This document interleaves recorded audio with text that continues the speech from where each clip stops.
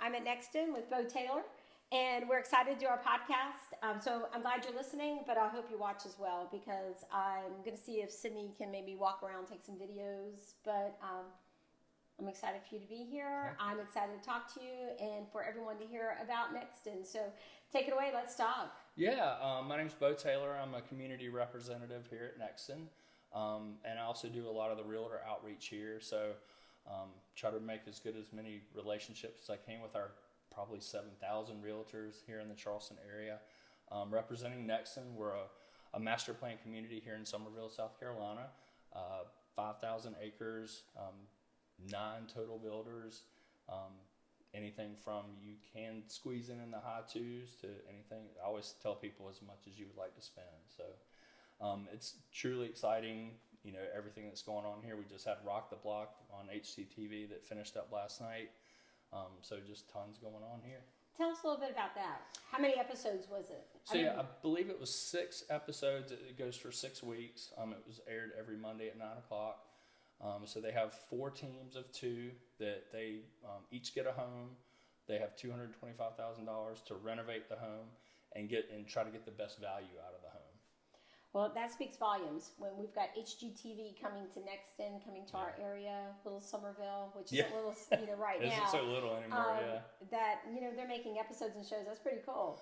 Yeah, and I mean, you had Ty Pennington that's the host. I mean, I think most people know who he is. And then some of the best designers in the country that were here to kind of take on the competition. And I believe Mike in Egypt won the show. But all of them are amazing, so. Well, tell me a little bit about you. Tell me about you personally, and then how you, had the ability to land in this nice little home here. So I've been in the Charleston area for over 20 years. My parents originally grew up here. They moved to Virginia, so I grew up in Virginia for a relatively short time, and then moved here. Was in the fitness industry for years as a personal trainer, gym manager, folding towel person, kind of a little bit of everything.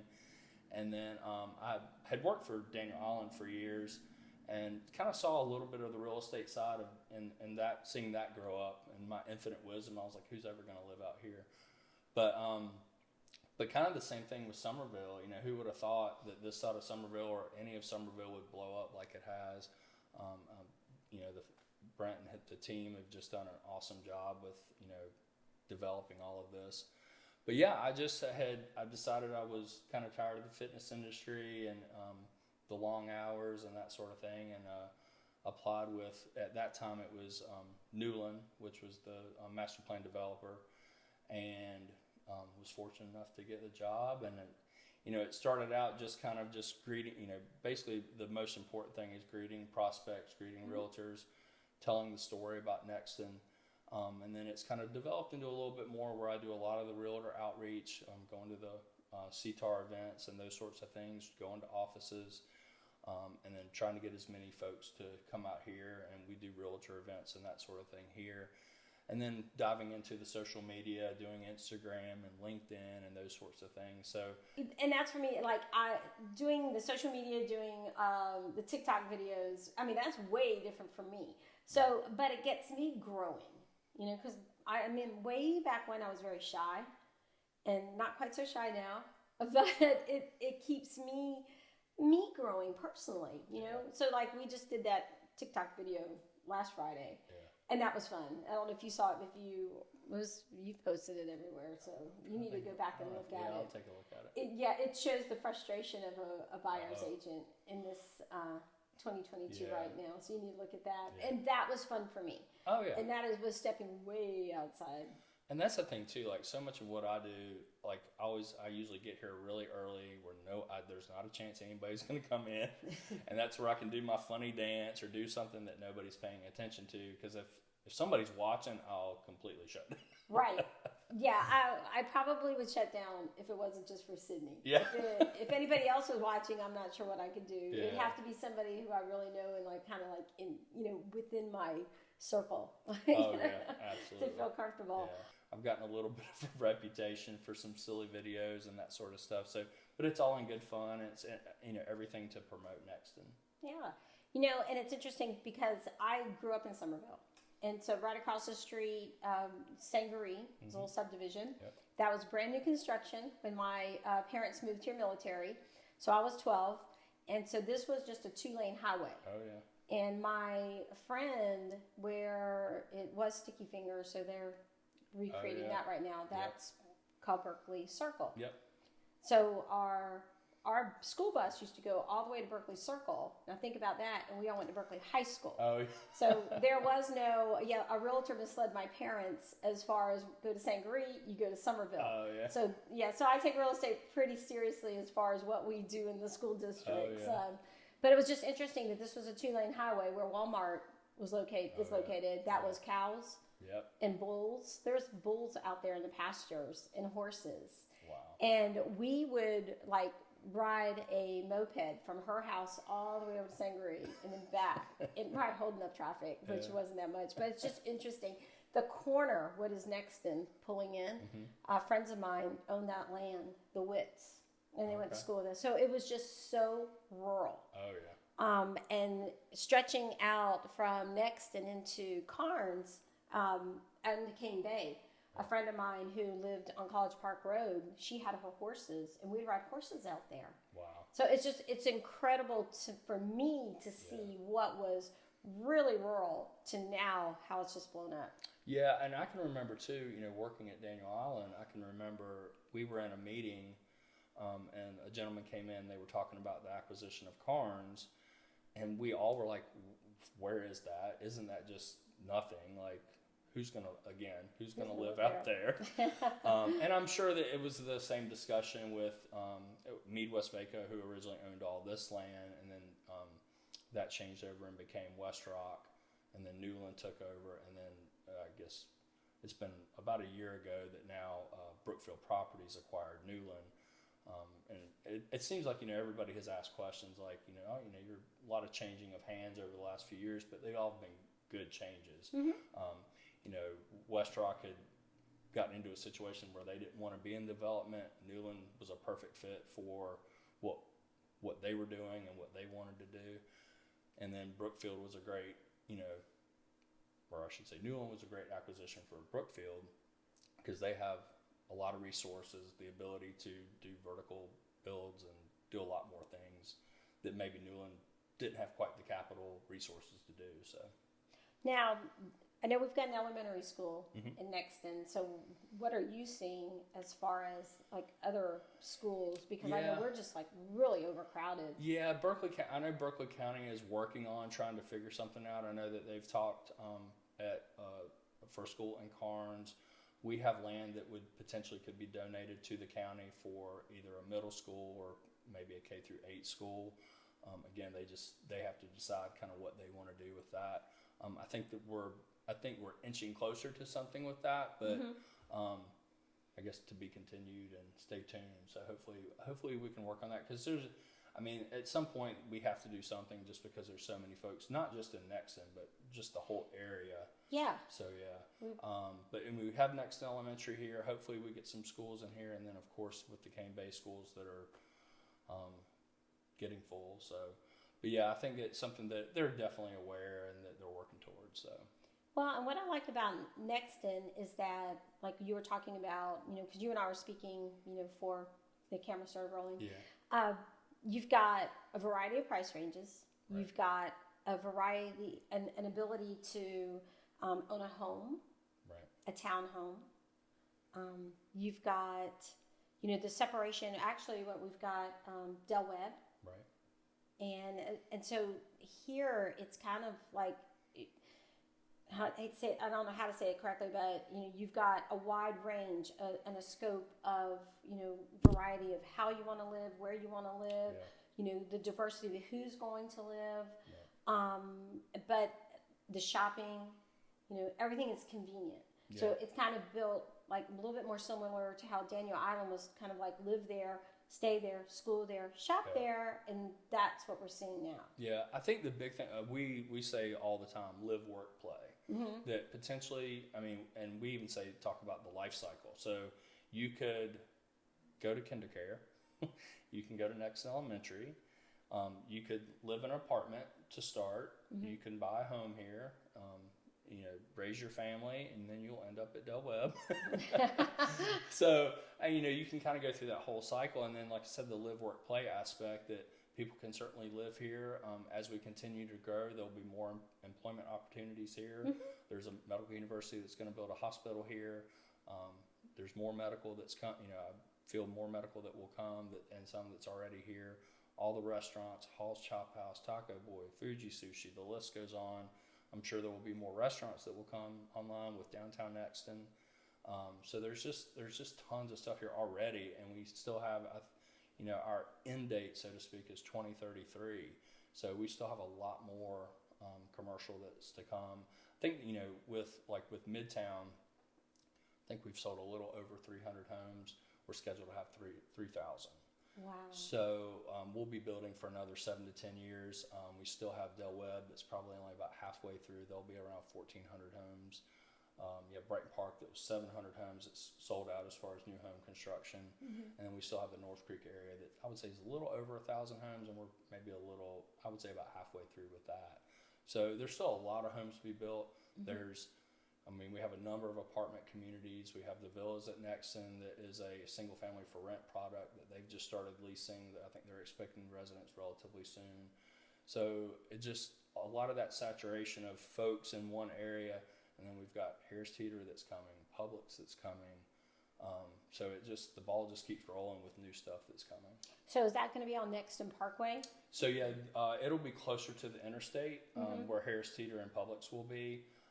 So that'll be nice for people that are, whether you're coming or going, you'll be able to stop by the grocery store and pick up stuff. So yeah. That's pretty cool. I didn't know that. I mean, I heard about Harris Teeter coming, but I didn't know both. Yeah, it's kind of funny. Harris Teeter's actually owned that land for quite some time, and they've been coming, and they finally started getting permits rolling and starting to see the ball move there. And then Publix just recently announced that they'll be coming, and we're thinking probably by Thanksgiving of next year. We've been saying that you'll be able to get your Thanksgiving dinner at Publix or Harris Teeter by sometime next year. So. And so you said MUSC is also going to build a hospital? The medical university is planning a 128 bed hospital, and that's scheduled. They're saying 2024, maybe 2025, but always weird. Even saying 2033 seems so far away, but it's really realistically not that far off. So yeah, I don't want to think about how old I'll be. Yeah, me either. We're just going to go past that That's one. That's right. Not sure I'll be in real estate at that point, but we'll figure that one out. That's right. I didn't know that. I didn't know anything about MUSC. And of course I've been driving Nexton Parkway even when it was dirt. The good thing about driving that H2 is that while all the development was starting years ago, we were always just driving around.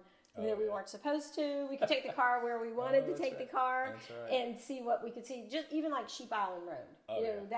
It's still rural, but the way it's all connected now. Yeah. And then to think that all of this is just going up towards. Yeah, and it's crazy that so many people, they don't realize the distance, or now the distance between, because it seemed like 176 and 17 could never be contiguous in any way. Mm-hmm. And now that we have the Parkway, it's like you went from going from, like, let's say Cane Bay to somewhere on 17, you were talking 20, 30 minutes. Yes. And that's not even necessarily with traffic. Now, legitimately, you can get from the entrance of or leaving Cane Bay to the interstate in 8 minutes. Mm-hmm. And it's, I even said, the Parkway is almost a bigger win for Cane Bay than it is for Nexton folks, just because for Nexton folks, it's relatively new and they're not used to really much of anything different versus people that have had to travel 176 and 17. So Goose Creek kind of became a nice cut through. Got a little bit extra traffic going through there, so you can tell where I live. And so anyway, but progress is what we needed, and I think that's what's really nice about the type of houses that are being built by our builders. Now I know for people listening to us, they can't see what's going on out here, but I like how y'all have changed this. Like, you can't even drive through this street anymore. Right. Yeah. Correct? So our model road, we have 10 model homes for the 6 builders that are here in Midtown. We've blocked it off so that people can kind of freely walk between. They can kind of bounce back across the street. We've got We've got some chairs and some tables and nice little areas that people can. And I honestly thought when that first got put out, I was like, that seems kind of silly. Who's going to sit out there? But people do it all the time. If legitimately you're looking at 10 models, 6 builders, it can take all day. So you'll have folks that they walk back and forth a while. They'll take a break and maybe check their phone and investigate a little bit more on the web, and then they'll go back and check out more homes, or they brought their lunch and they'll kind of hang out. So it's really turned, and it's great for events too. We've had a realtor event a little over, or I guess almost a year ago, where kind of that same situation, people can just hang out in the street, not worry about cars coming through or anything like that. Yeah, when I was here when you could drive. Oh, and yeah. So and so this is so much better. Oh, yeah. And of course, when we're out here showing property or looking at the model homes, there are some family members that would rather not go in the model home. So you've got a nice place for them. And we're seeing people out here walking around, walking their dogs and their children already this morning. So it's a really pretty area. Oh yeah. Yeah, and it's great too. And it's a nice area because we see, just as we're seeing now, like residents that just kind of pop through and they kind of chill out. They'll bring their kids, and the kids love the little, the painting on the road and little sayings that are out there. So it's a cool area. That is nice. All right. Well, so what's happening for you in your future? What do you see? Just busyness. It's just, I don't think we were discussing before. I don't see it really slowing down. Going to try to at some point really get back into going back out to the offices and meeting realtors, getting more folks out here. We're a little bit before, when we were in the greeting house in Brighton Park, we had a kind of a much bigger area to host people. Our info cottage here is a little bit smaller, so we can still do smaller groups, or still have larger groups out if we have a nice day and people can kind of spread out and go out to the models and do that sort of thing. So.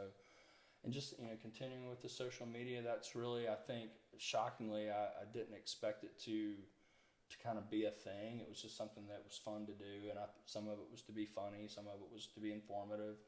But we've had plenty of realtors that come in and are like, "Hey, is Bo here?" I'm like, what? Who? What? Uh-oh. Bo the celebrity. They're like, "Hey," and I get.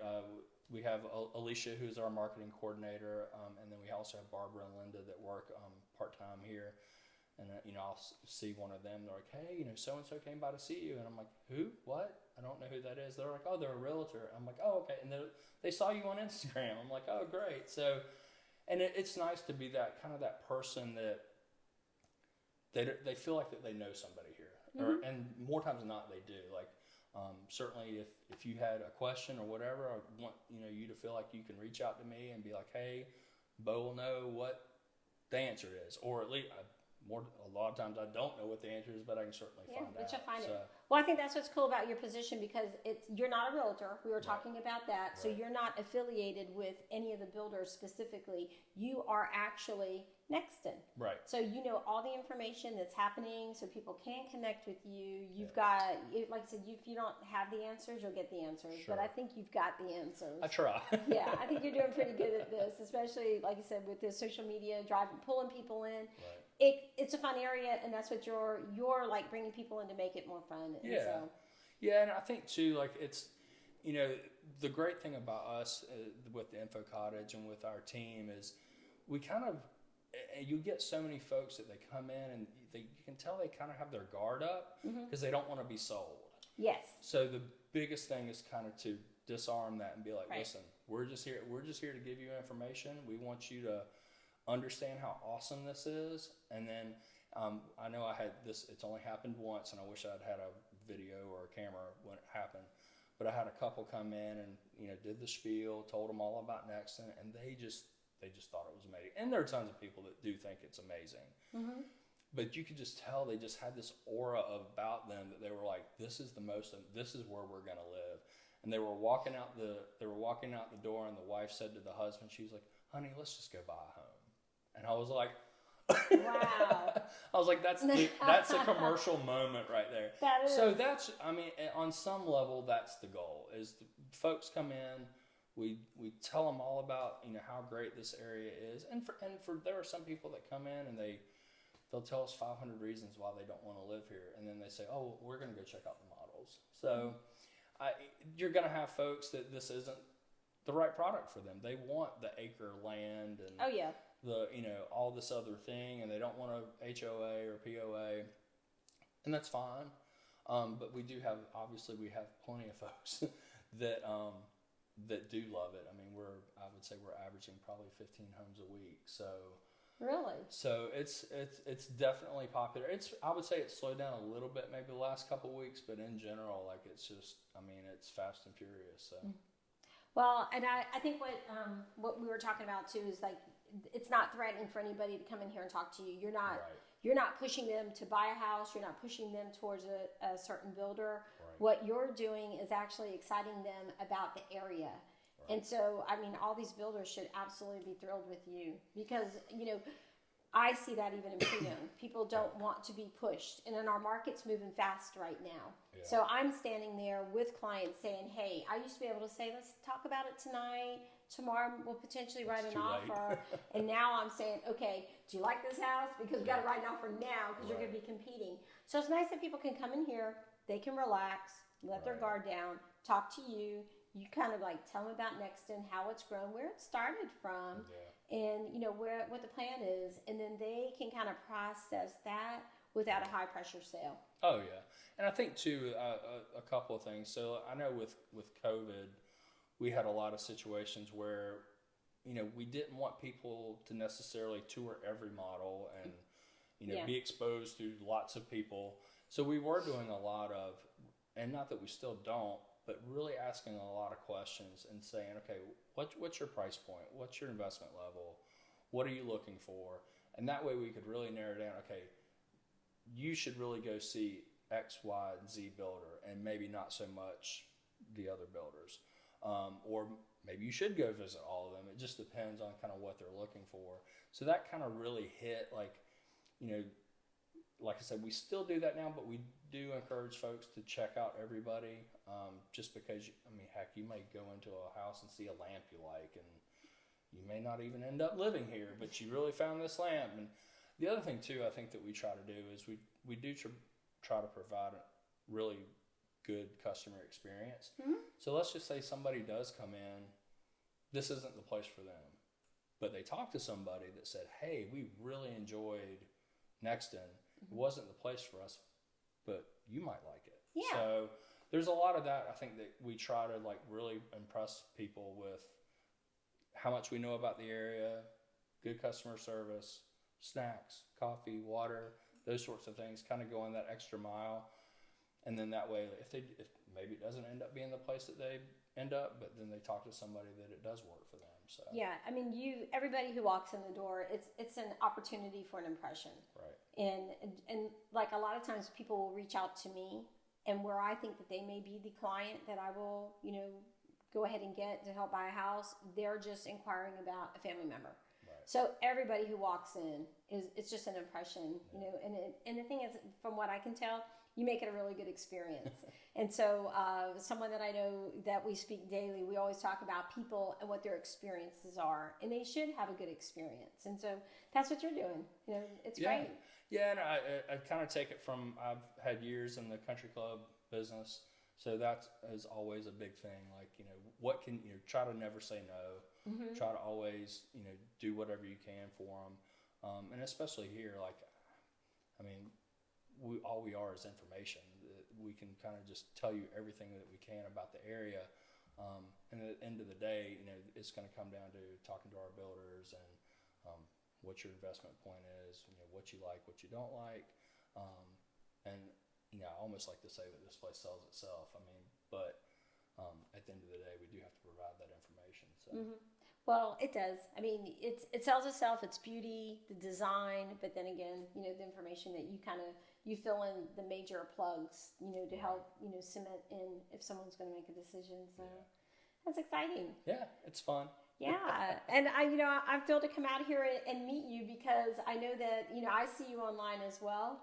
And I don't always take the time to stop in and say hi and introduce myself to everyone. So everybody's busy. I know, but you know, we need to like bring back the personal aspect of popping in. And so I hope that, you know, next time you have some events out here, give me a call. I'd love to come out and be a part and see what's going on. Is there anything else you'd like to say? I think that's it. I always tell folks to follow me on Instagram or Twitter or TikTok or wherever at Bo Knows Nexton. So. There you go. All right. Well, I appreciate you today being on the show, and Thanks I hope for having everybody got a lot of information about Nexton. And so give us a call, reach out to us, reach out to Bo if you want to know more about Nexton. And we'll talk to everyone soon.